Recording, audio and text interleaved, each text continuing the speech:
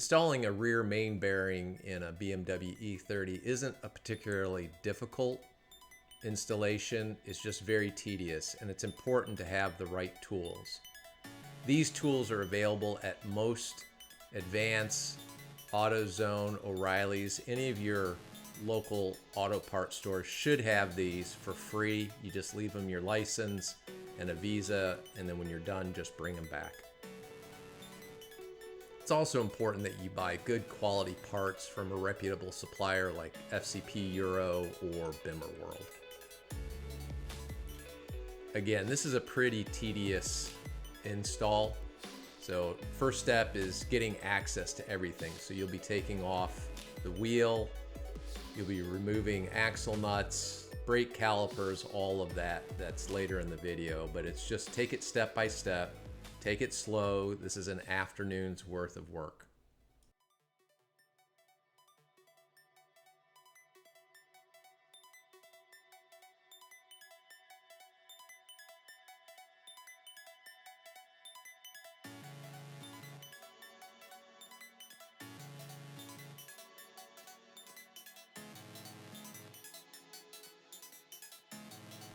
Now, our car is a 1991 model, but most of these E30s are old enough that if you haven't changed the wheel bearing, everything's going to be stuck. So get yourself a helper.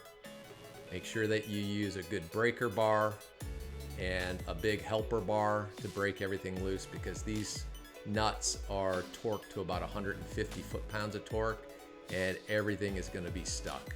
So just take your time, use the right tools, and everything will come off eventually.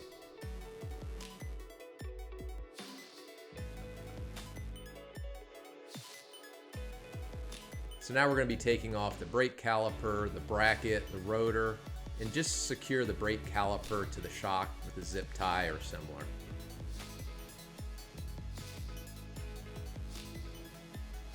The other thing obviously that we'll be removing is the CV joint from the differential. There's a number of bolts there, so we'll just be taking those out, and then the axle will get pushed back. We'll go ahead and take off the caliper.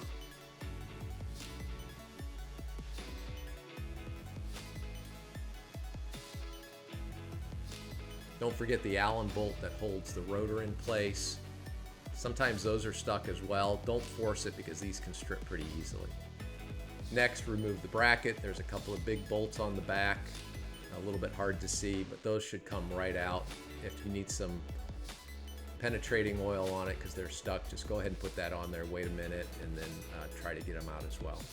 Now in our race car, these bolts always came out, so we just safety wired them in place. They don't come like that from the factory, but we went ahead and safety wired them, so just remove these bolts.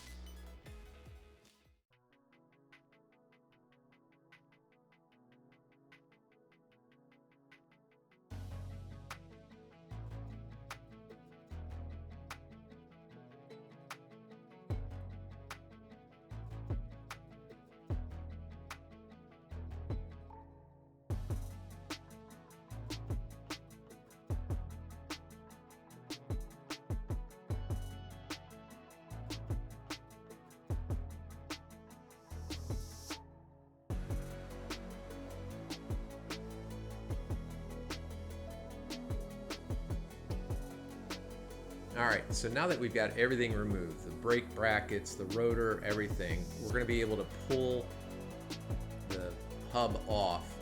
But first we have to get the axle removed from the hub and pull it out the backside. It's a fairly straightforward operation, but you just gotta be careful not to mess up your splines or anything on your CV joints. So we just use the end of an extender socket and just lightly tapped on it. Again, just take your time and don't mess up the splines when you punch it out the backside.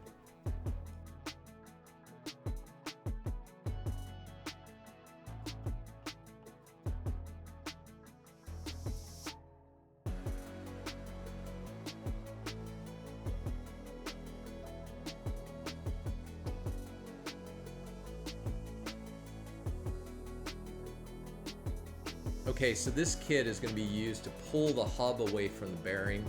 It's pretty straightforward. Again, take your time with it. There's a number of spacers. It's pretty self-evident how this gets set up. You'll see it here in a second. But just set it up, get everything square to the world, and then you'll be cranking on it to pull that hub out of the bearing.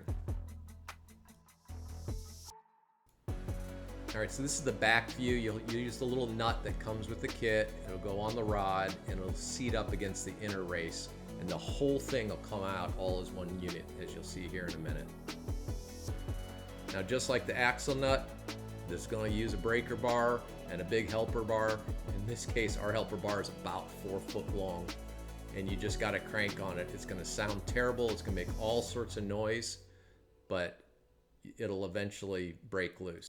Now, unfortunately, in our case, we weren't watching what we were doing close enough, and instead of having the bracket lined up like this between the studs, we had them directly over 2 studs and we bent them, so we're going to be replacing the studs, obviously. Well, once you break the hub loose from the bearing, it'll all come out as one piece, and the inner race of the wheel bearing will be stuck to the shaft. This is normal, and it's going to be one of the steps to pull that off of the shaft here shortly. But this is what it looks like when it all comes out in one piece. So next step is actually getting the rest of the bearing out of the inner bore. Use this kit. There's a lot of different spacers. Just take your time, find the spacers that work. What you're trying to do is push against the outside race from the back side of the car to push it out. And you're going to be pushing on the outer race.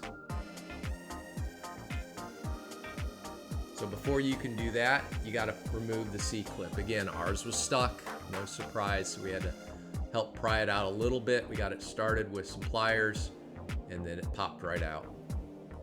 So again, this is a backside view of the one spacer that's snug up against the outer race. And again, breaker bar with a big helper bar, as you can see.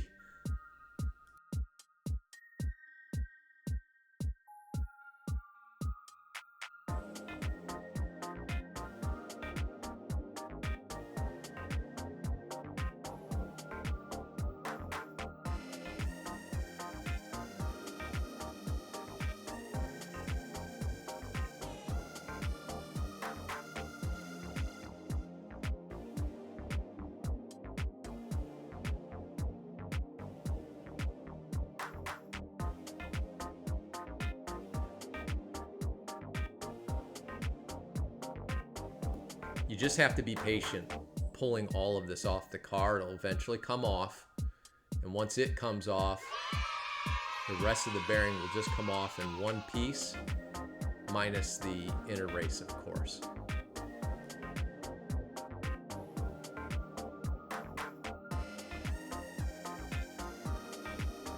Now, our wheel bearing was completely hosed. It was not only worn out, but you could see metal shavings within the ball bearing, so it was completely toast. Next, you'll be removing the inner race from the shaft. And what you're trying to do is you're trying to create a little bit of a gap between the back of the inner race and the back of the hub itself, just enough where you can get that bracket, the removal bracket, around the inner race. Tighten it down, so then as you start to crank on the tool, on the adapter, it'll actually start to pull on the back side of the inner race. Again, it's going to take time, and you just have to be patient.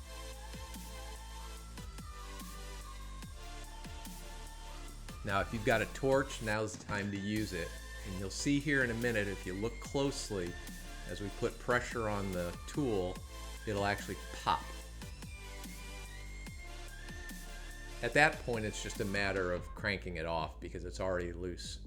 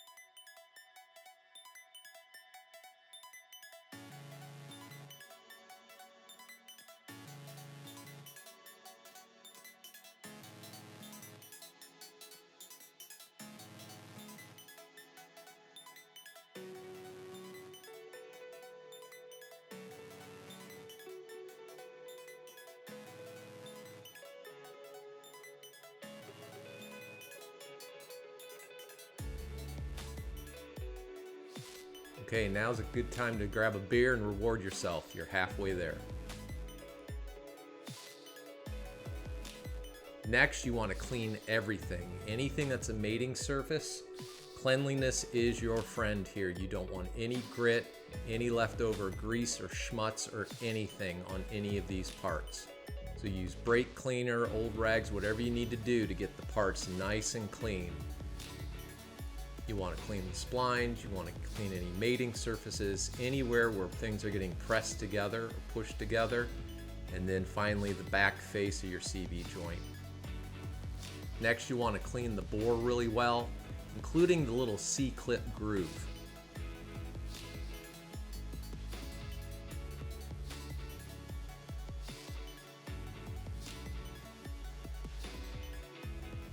And then finally, while you're at it, just clean the face of the differential flange.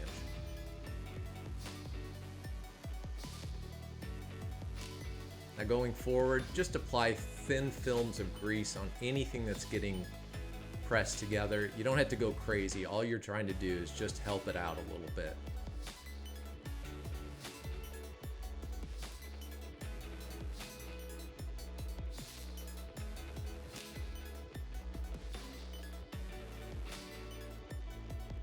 Now a little tech tip that'll help ease the installation of the bearing. You can put it in the freezer the night before. It shrinks it just a little bit and helps with the install.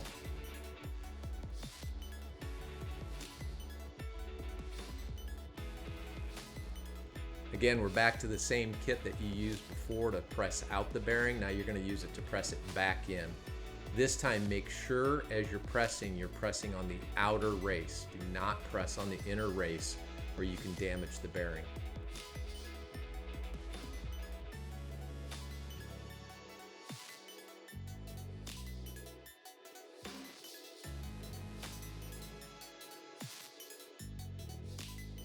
So line up the bearing in the bore, try to get it as square to the hole as possible.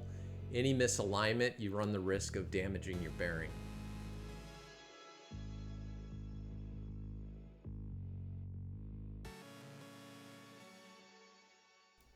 Now put the adapter and the press all together. Make sure everything's all lined up. And then just like when you removed it, you'll likely need a breaker bar and probably a helper bar because it's a very tight fit. It's a press fit.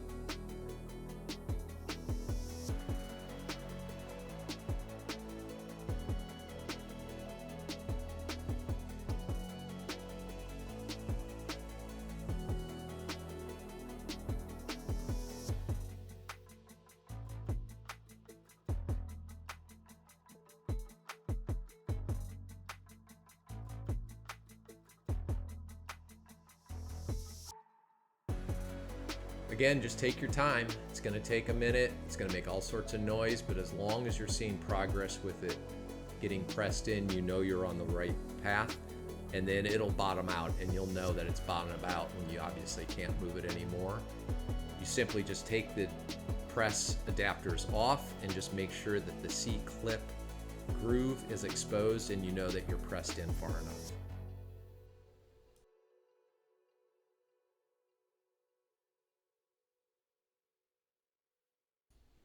Next, do not forget to put in the C-clip.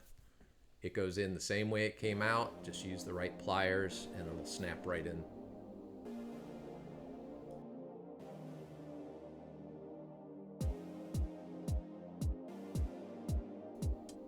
Now it's time to press the hub back in. In this one, you're pushing on the back side with a small adapter against the inner race because you're pressing the hub into the inner race. So you do not want to be just pressing against the outer race or you again run the risk of damaging the bearing.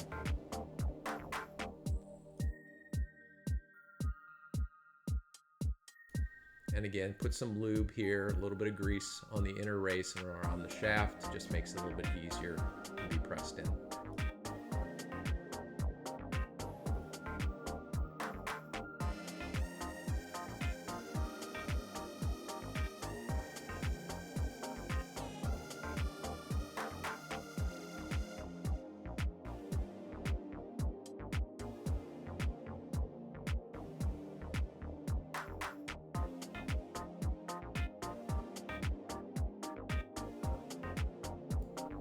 So now you're ready to press the hub back in. Again, take your time. When you get everything aligned, then you can start cranking on the tool again, but make sure you spend a minute here to get it as square to the bearing as possible. And make sure that the tool, especially on the back side, is lined up with the inner race. So as you push this together, you're pushing against the inner race and the new hub that you're pushing into the inner race itself.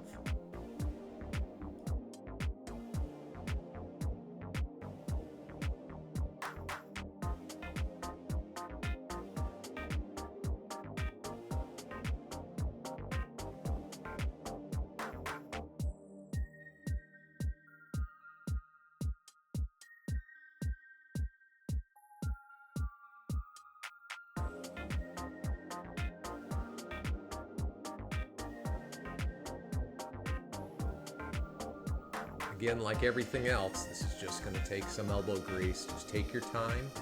You should just see constant pressure and constant progress of the hub getting pushed into the bearing itself.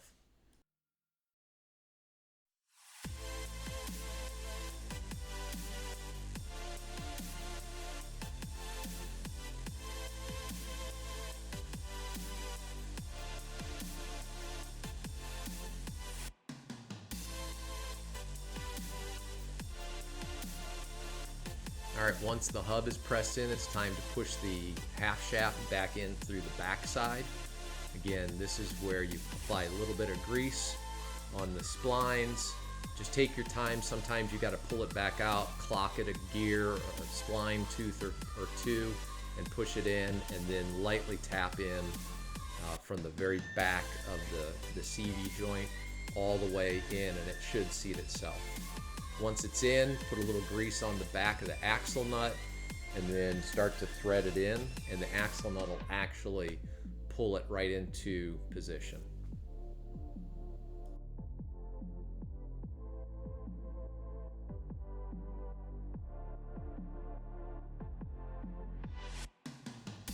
All right, you're almost there.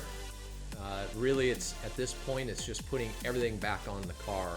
The caliper bracket, the rotor, you're putting the CV joint bolts back in. In our case, we had to safety wire it back, but you're basically putting it all the way back to where it started. And as we showed earlier, because we weren't watching what we were doing and being careful enough with the removal bracket and an adapter, we bent 2 studs. So while we were at it, we just decided to remove all 4 and put 4 brand new wheel studs in.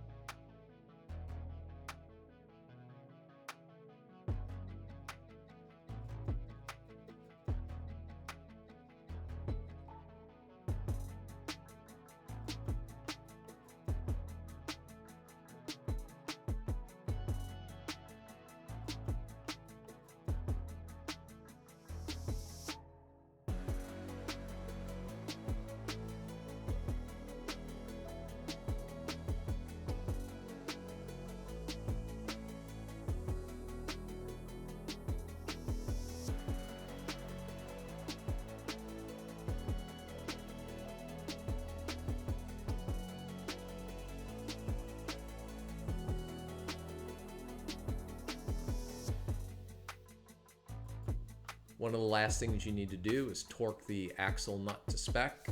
Again, probably you need to use a breaker bar and a little bit of a helper because it's upwards of 150 foot-pounds or more of torque. The last step is to install the axle locking nut plate that keeps the axle nut from backing out. We just took an old 30mm socket, took a die grinder, rounded out the inside to essentially make a full cylinder on the inside, and then used that with a little hammer, tapped it in place, and then it deforms around the nut. When you see that the tabs are kind of deformed around the nut, then you're done.